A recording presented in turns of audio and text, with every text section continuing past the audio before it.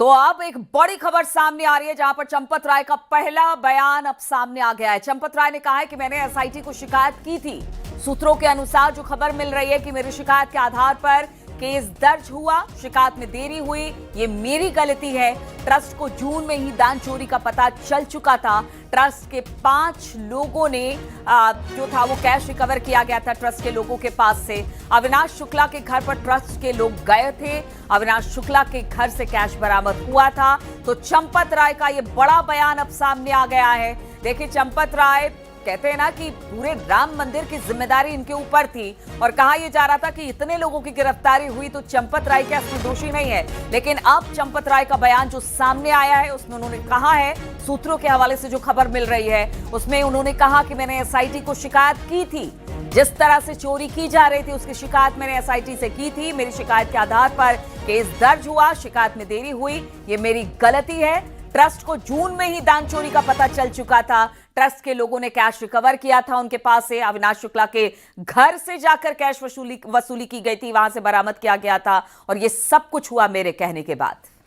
बातचीत करने के लिए आनंद तिवारी इस वक्त हमारे साथ जुड़ गए हैं। आनंद, ये बड़ी बात है, पहली बार, ठीक है, उन्होंने अपना बयान दर्ज कराया, लेकिन ये पहली बार है जब इस तरह से चंपत राय कह रहे हैं कि हाँ, मेरे संज्ञान में ये बात थी, मैंने एसआईटी को बताया, ये पहले ही हो चुका था। तो फिर आखिर इतने लंबे समय तक चुप्पी आखिर क्यों चंपत राय ने साध रखी थी और इस बयान को किस तरीके से ले हम?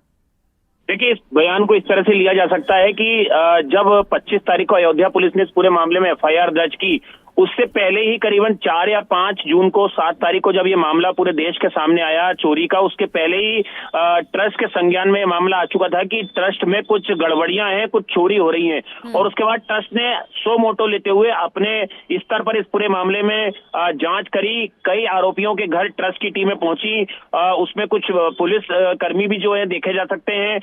हालांकि वो पुलिसकर्मी क्या, सुरक्षा कर्मी थे जो ट्रस्ट के लोग हैं उनको मिले हुए हैं।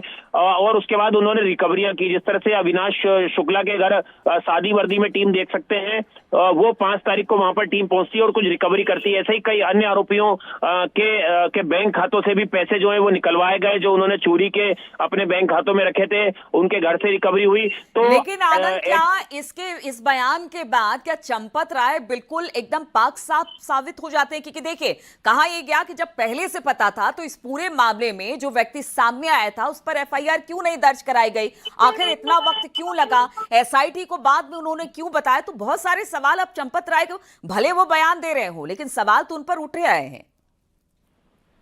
देखिए, बिल्कुल सवाल उठ रहे हैं और एक अच्छे एडमिनिस्ट्रेटर नहीं थे चंपत राय, ये भी जांच में सामने आया है। क्योंकि अगर उनके ऊपर जिम्मेदारी है, ट्रस्ट की एक बड़ी जिम्मेदारी है, तो क्या उन्होंने उसका निर्वहन किया?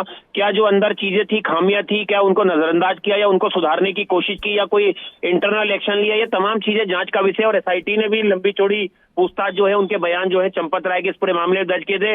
अभी गोपाल राय और अनिल मिश्रा, 2 महत्वपूर्ण ट्रस्ट से जुड़े जो किरदार है, उनके बयान दर्ज होना बाकी है।